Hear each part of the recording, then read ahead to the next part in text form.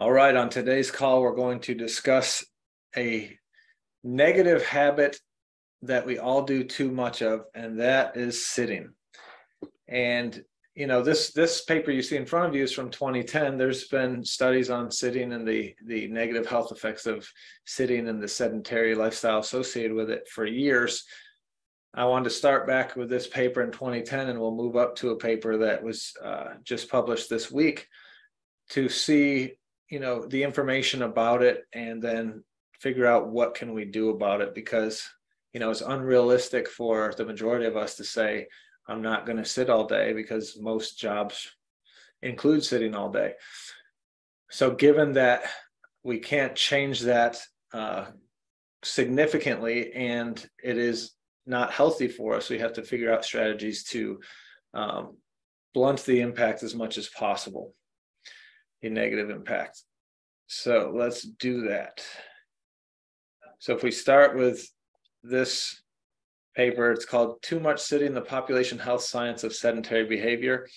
And I'll start with just reading the abstract quick. It says, even when adults meet physical activity guidelines, sitting for prolonged periods can compromise metabolic health. TV time and objective measured studies show deleterious associations, and breaking up sedentary time is beneficial. Sitting time, TV time, and time sitting in cars increase premature mortality risk.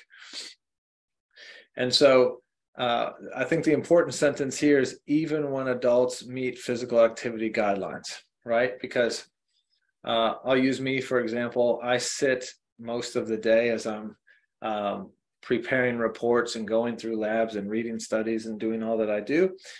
But I also work out 4 to 5 times a week for anywhere from 1 to 2 hours. So I could say, well, yeah, I'm sitting a lot, but I'm also more physically active than most people. I'll be fine.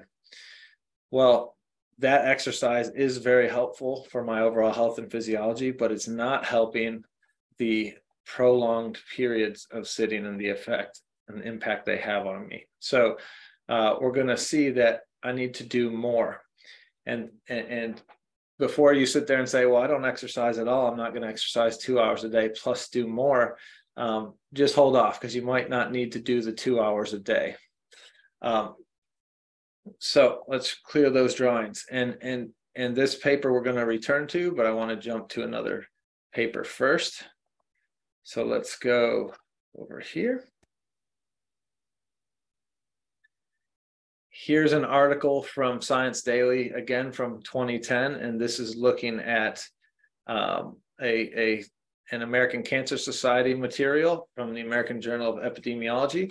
And this paper was diving into, again, the impact of sitting on all-cause mortality.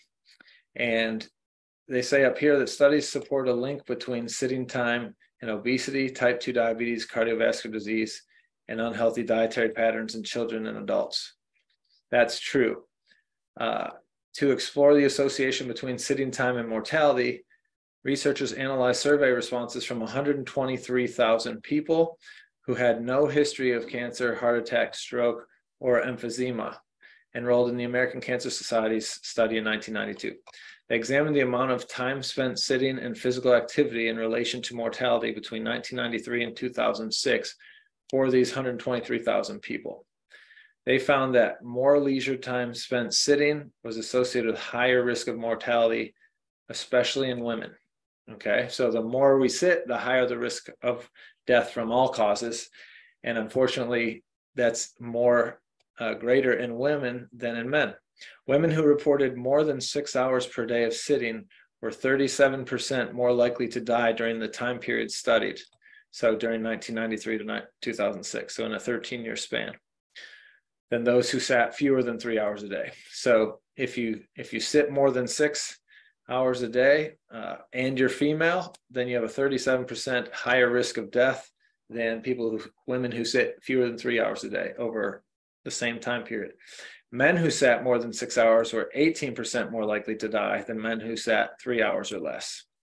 The association remained virtually unchanged after adjusting for physical activity level. Okay, so what I just said a moment ago, I go to the gym 1 hour to 2 hours a day, and I could come home and feel good about myself and say, well, I can go sit all day because I got my workout in. Doesn't matter. Okay.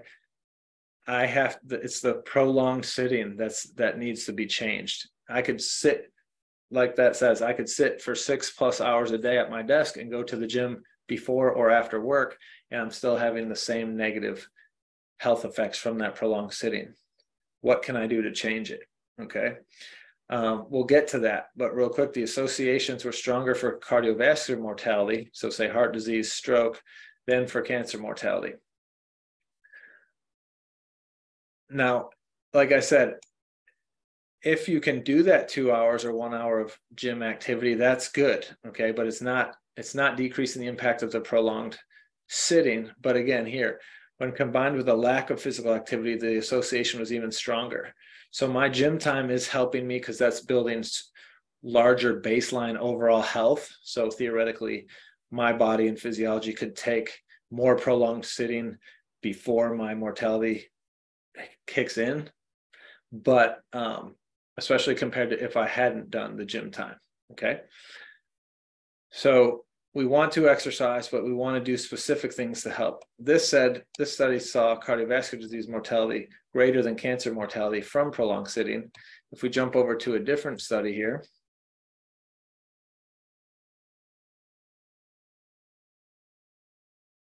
we can see that too much sitting is behind 92,000 cancer cases per year. So too much sitting will promote cancer. If we dig into the 92,000 cancer cases, up to 43,000 were colon cancer, 49,000 breast cancer. Those can be contributed to by sitting. So we want to do our best to minimize our prolonged sitting. How can we do that? There's a couple ways. Let's jump back to the initial study.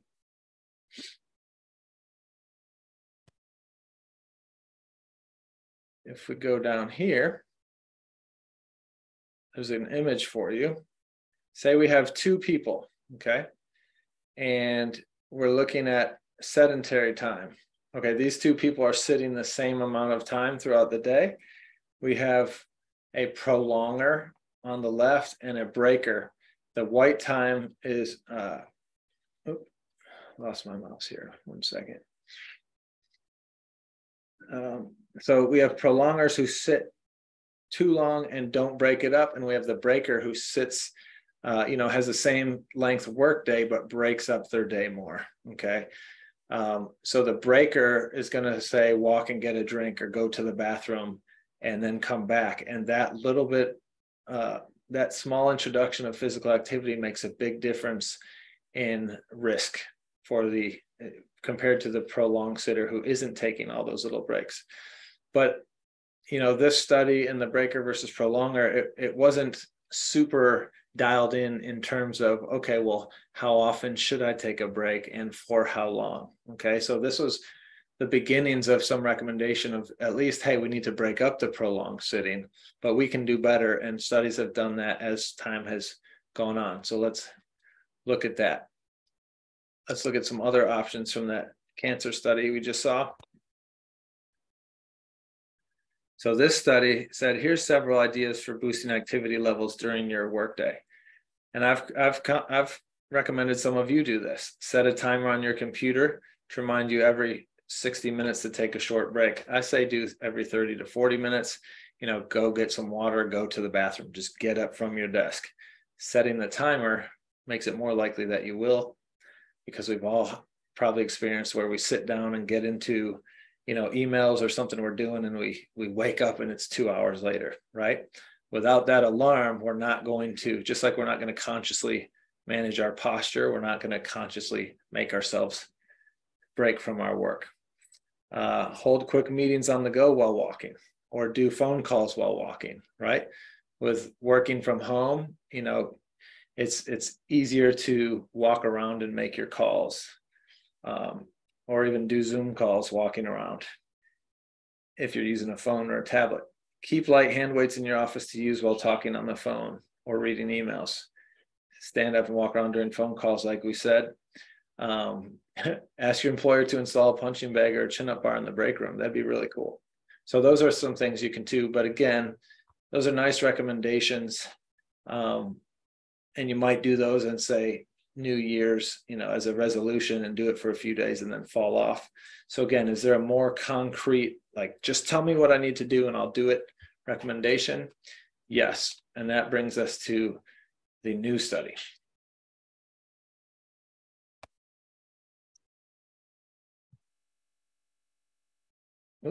The new study is here, published in 2022 here in June, and it's entitled Breaking Up Prolonged Sitting and to Improve Cardiometabolic Risk, Dose Response Analysis. And so this study was really cool because it studied, most studies investigate two options, sitting and then getting up periodically. So like the study we just saw, the prolonger versus the breaker. What makes this study a lot different and better is that it studied 5 different strategies. So let's go to the Science Daily article on this study to see what they did. So here we are. It was published last week, January 12th, and it was entitled Prescription for Prolonged Sitting, a 5-minute stroll every half hour. All right, so if you're on tonight's call and you just wanted the summary and you need to leave now, that's what you need to know. Take a 5-minute walk every half hour of your workday. That's what the study says is best. If you want to know the details and the nitty-gritty, stick around. So this study was done at Columbia University, and again, they wanted to investigate, like we know historically, we've seen in other studies that too much sitting is bad for us. It increases mortality risk, all that. But what specifically should we do to offset that? Right? How often do we need to get up from our chairs and for how long? So, to steal the thunder, the answer is 5-minute stroll every half hour. But I said this study was better than the others because it studied multiple strategies versus just sit and break. This study looked at 5 strategies. Take 1 minute of walking for every 30 minutes sitting was one strategy. 1 minute for every 60 minutes of sitting. 5 minutes for every 30 minutes of sitting. 5-minute walk for every 60 minutes sitting, and no walking. Obviously, the no walking was the least effective. So they had 11 adults, and they had them sit for 8 hours in an ergonomic chair, rising only for the prescribed exercise on the treadmill, walking, or a bathroom break. Researchers kept an eye on each participant to ensure they did not over or under exercise, and periodically measured their blood pressure and blood sugar. Why? Well, those are key indicators of cardiovascular health.